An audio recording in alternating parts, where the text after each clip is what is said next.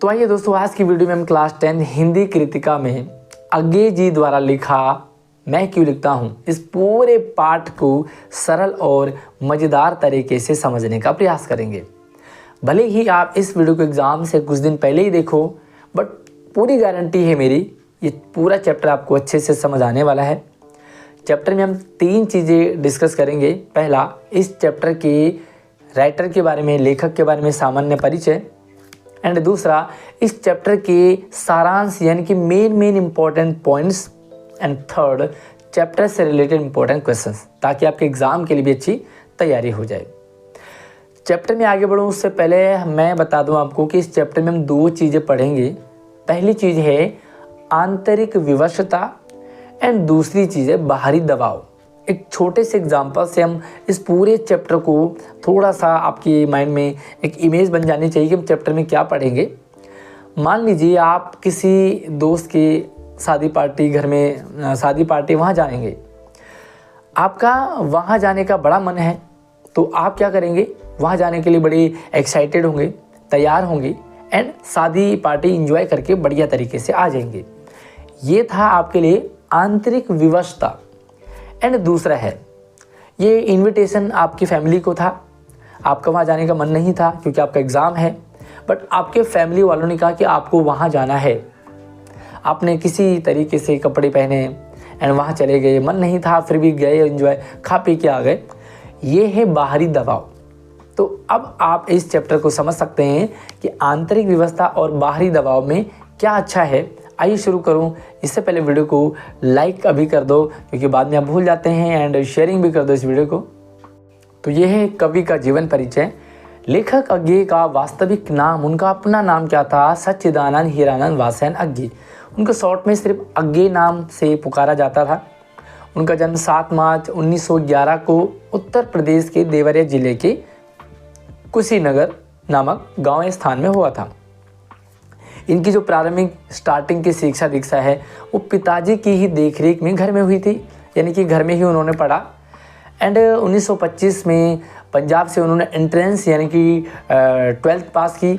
1927 में उन्होंने बीएससी करने वो लाहौर फारमान कॉलेज में उन्होंने प्रवेश लिया।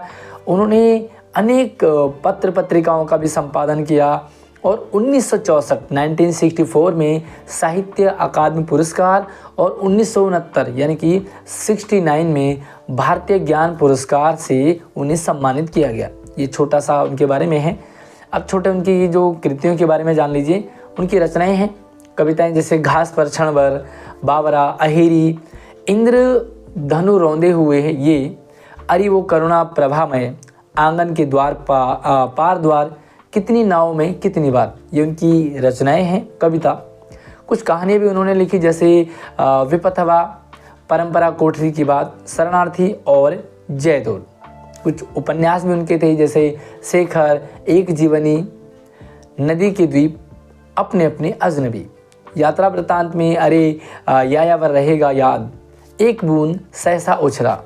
कुछ निबंध भी उन्होंने लिखे जैसे सवरंग, त्रिशंकु, आत्मा, विपद, आधुनिक साहित्य। तो ये उनका सामान्य परिचय है।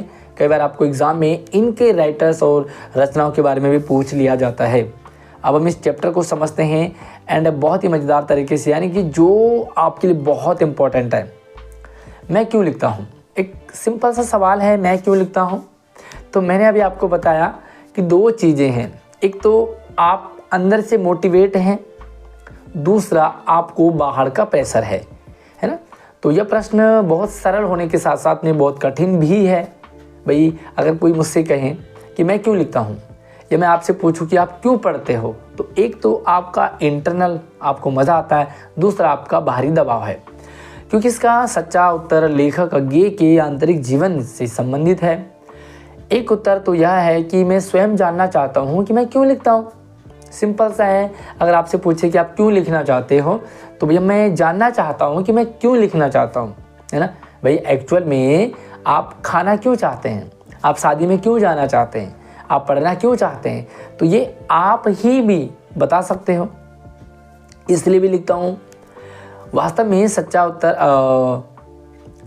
उत्तर यही है कि लिखकर ही लेखक की अंदरूनी व्यवस्था को पहचानता है। बस जब लेखक के मन में जो भी विचार थॉट्स हैं, जब वो लिखेगा तभी तो वो पहचान पाएगा, जिसके कारण उसने लिखा और लिखकर ही वह मुक्त हो जाता है। भाई लेखक के मन में बहुत सारी बातें हैं, बहुत सारे थॉट्स हैं, लेखक ने लिख दिया, आपके पास बहुत सारी बातें हैं और आपने अपने दोस्तों को कहानी बता दी, तो क्या हुआ, आपका मन था, आप हल्के हो गए, आपको भी लगा कि मैंने कहानी सुना दी।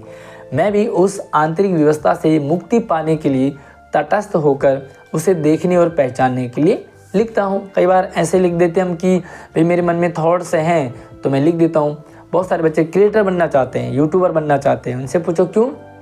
क्योंकि उन्होंने लोगों को देखा, एक तो ये स्टैंड होगा, दूसरा क्योंकि उन्हें ऐसा करने का मन करता है।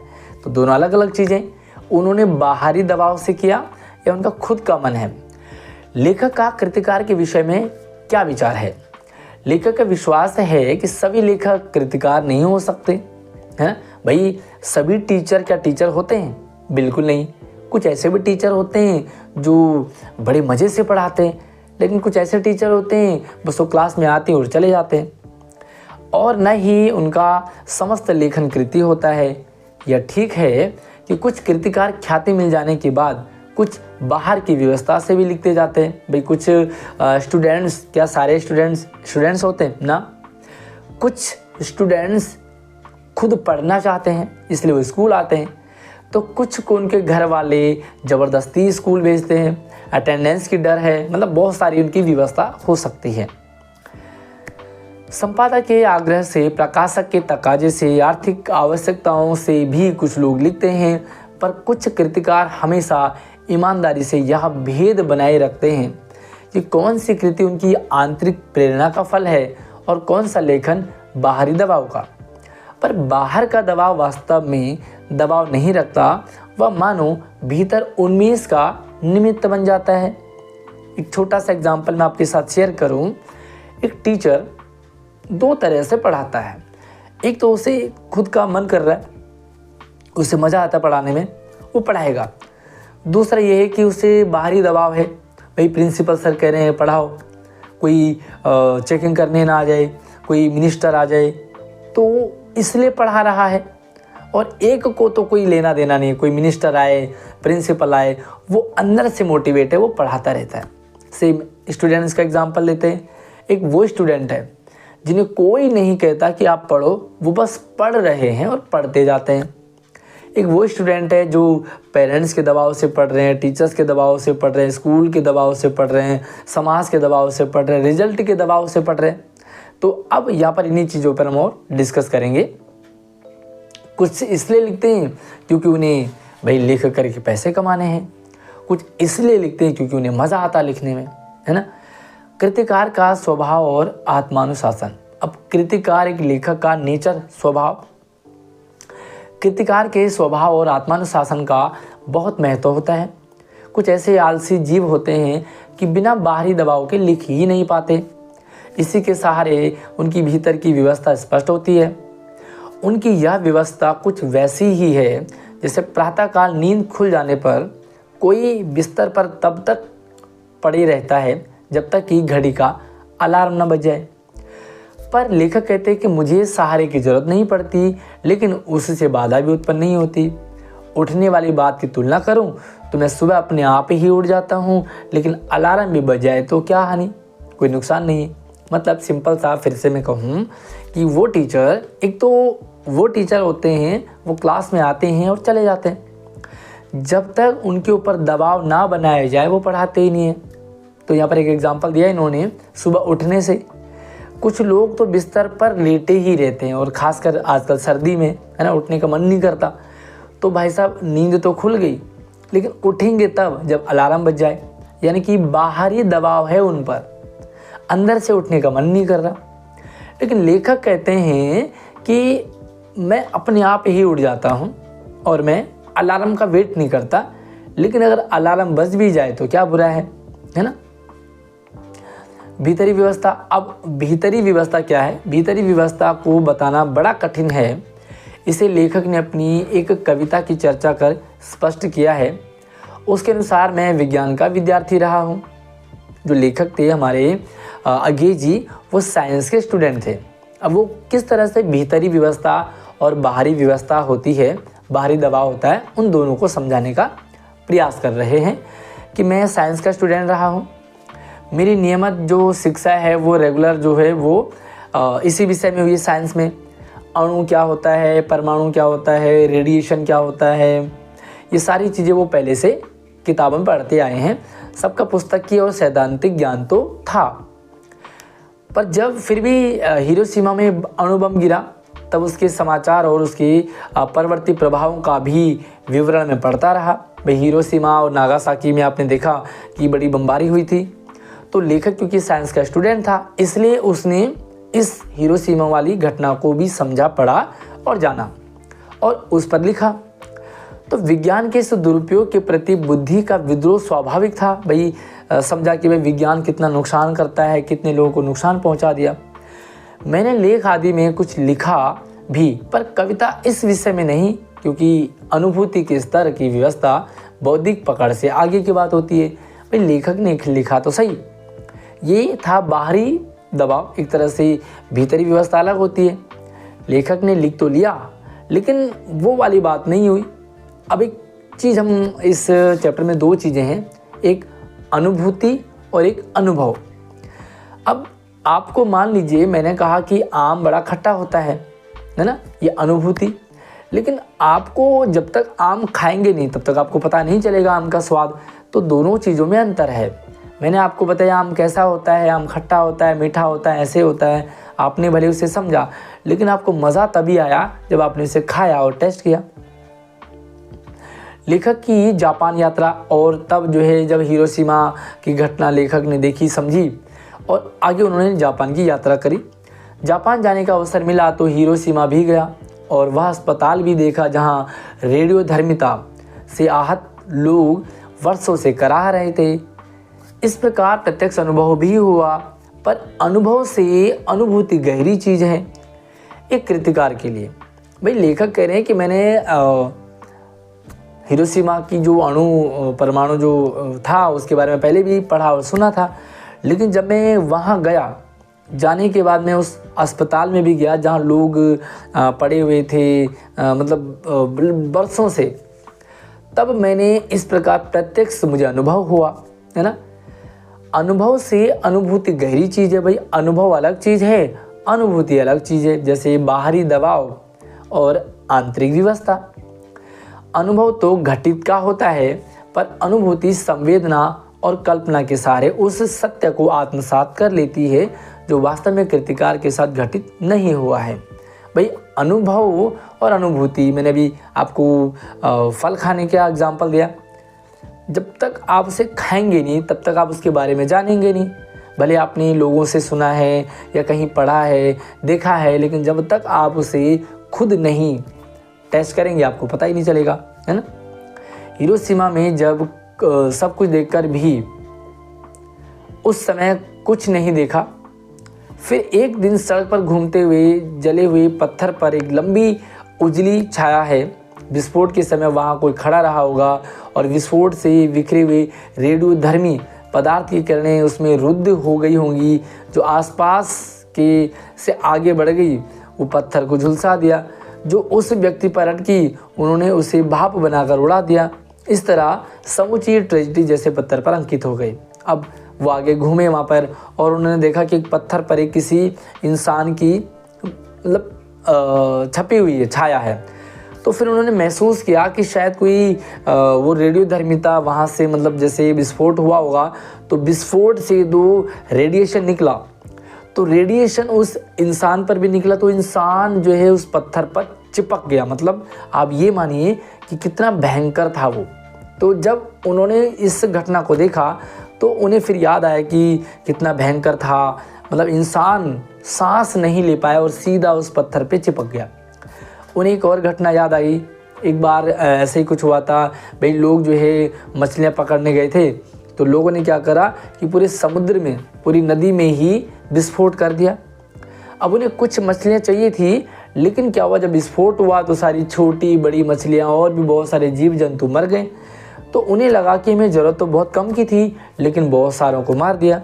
तो ये एक उनका जो एक्सपीरियंस था उस छाया को देख कर के इतिहास सहसा एक जले हुए सूर्य सा मेरे भीतर उग आया और डूब गया। मैंने उसको अनुभव किया। उस क्षण में अणु विस्फोट का दृश्य मेरी अनुभूति में प्रत्यक्ष हो गया। भाई पहले तो मैंने अनुभव किया था, ठीक है, लेकिन फिर मुझे अनुभूति हो गई कि हाँ भाई ऐसा ऐसा कुछ रहा होगा। इससे पहले मैं सिर्फ पढ़ता था, सिर्फ मैंने देखा था टीवी में, लेकिन जब मैंने सामने देखा तो मुझे पूरी अनुभूति हो गई और मैं स्वयं हिरोशिमा के विस्फोट का भोक्ता बन गया। भाई मुझे भी लगा कि यार कैसा हुआ होगा यहाँ पर। मैं भी आपको सुना रहा हूँ तो आपको जस्ट नॉर्मल सा लग रहा है, लेकिन जब आपके सामने हो जाए ना तो कुछ और ही बात होगी।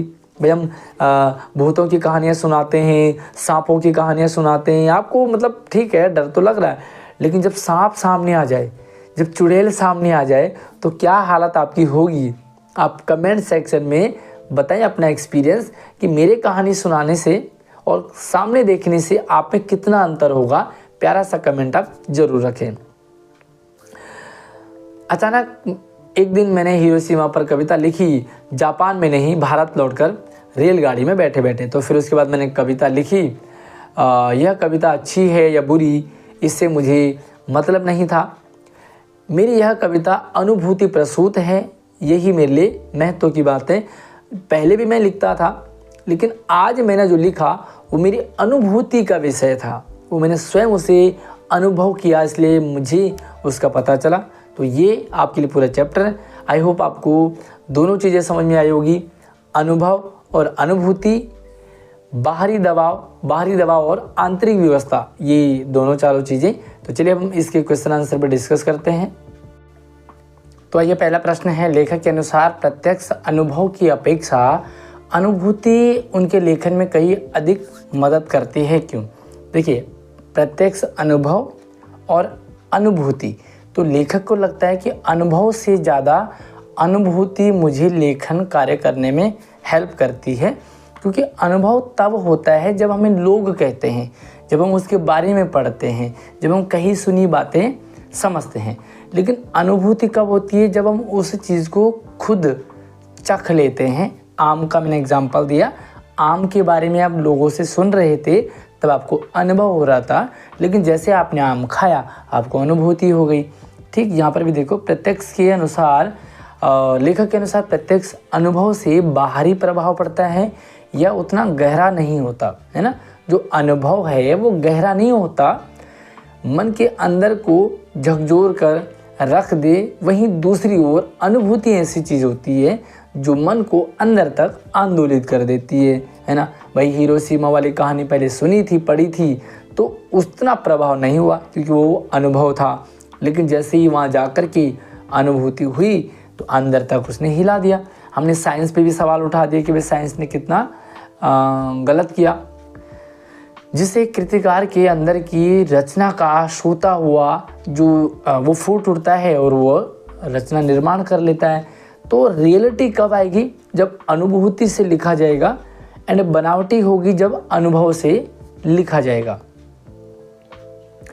लेखक ने अपने आप को हिरोशिमा के विस्फोट का भोक्ता कब और किस तरह महसूस किया? इससे पहले वीडियो को लाइक कर लो, लाइक आप बाद में भूल न जाएं, इसलिए अभी लाइक कर लो और चैनल को भी सब्सक्राइब कर लेना ताकि और भी चैप्टर की वीडियोज आपको मिलती रहेगी। लेखक ने अपने आपको हिरोशिमा के विस्फोट का भोक्ता कब महसूस किया?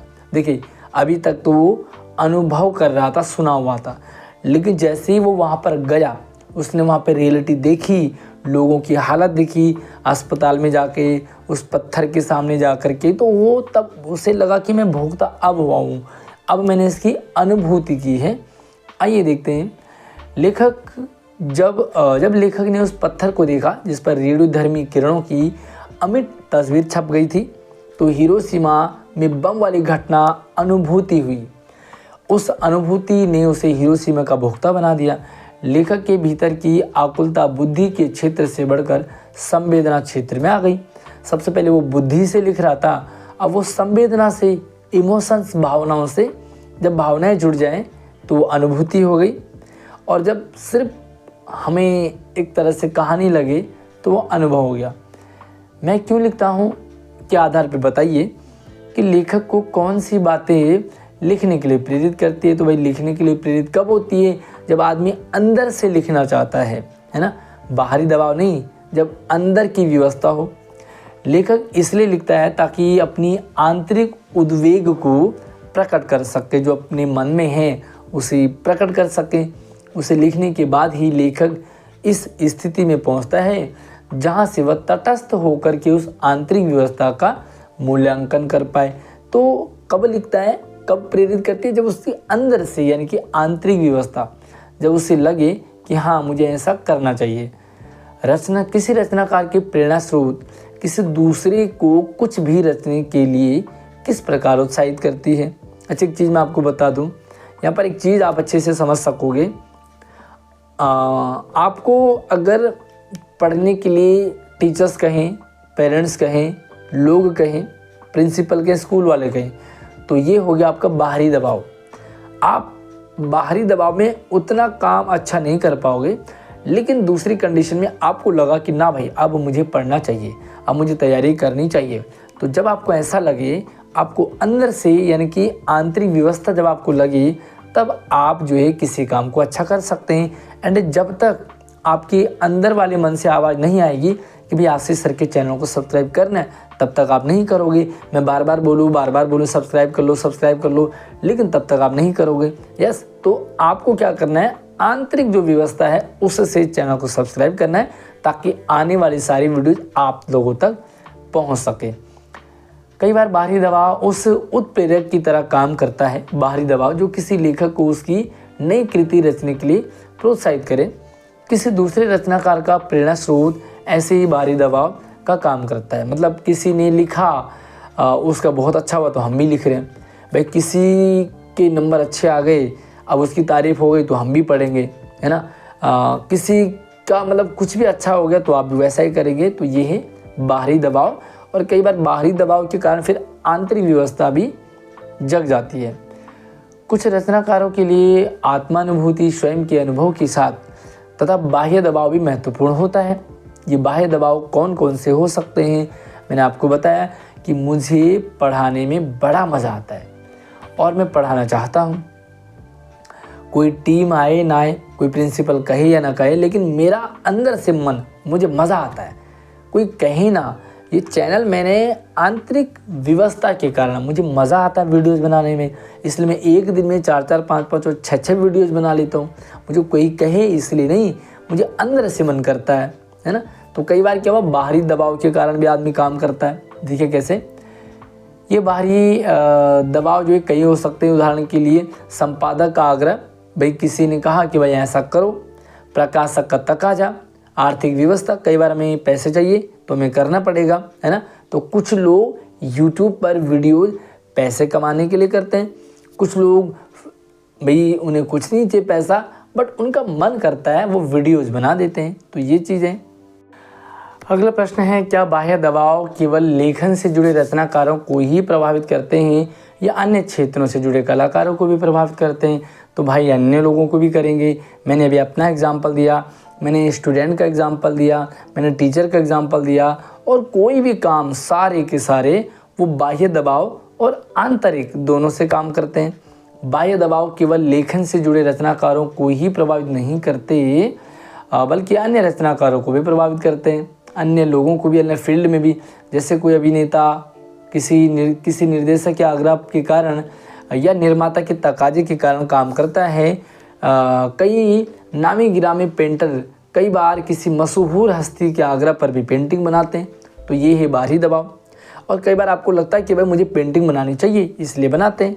तो ये सारी चीज़ें आप लोगों को काफ़ी हेल्प करेगी इन चीज़ों को समझने के लिए। हिरोशिमा पर लिखी कविता लेखक के अंतः और बाह्य दोनों दबाव का परिणाम है।